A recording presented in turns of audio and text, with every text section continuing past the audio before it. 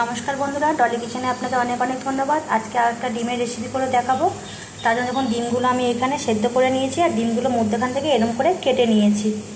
আর মশলার জন্য রসুন, আদা, পেঁয়াজ এটা বেটে আদা রসুনের মধ্যে 1 চামচ টক দই দিয়ে দেবো। তেল গরম হয়ে গেছে, গোটা জিরে আর গরম মশলাটা করে রেখেছি। এর মধ্যে দিয়ে দেবো নুন, জিরের গুঁড়ো, লঙ্কার গুঁড়ো। এই মশলাটা ভালো করে কষিয়ে নেব।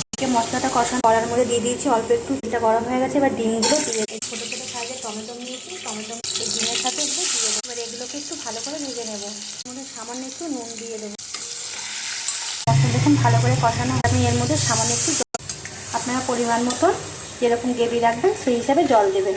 ঝোলটা আমার রেডি হয়ে গেছে। ডিমটা টমেটোটাও ভাজা হয়ে গেছে। আমি গ্রেভিটা ডিমের মধ্যে দিয়ে দেবো। ওপর দিয়ে একটু ধনেপাতা দিয়ে দেবো। রেডি। দেখুন টমেটোটা এরকম নামিয়ে নেবো। ভিডিওটা কেমন লাগলো অবশ্যই জানাবেন।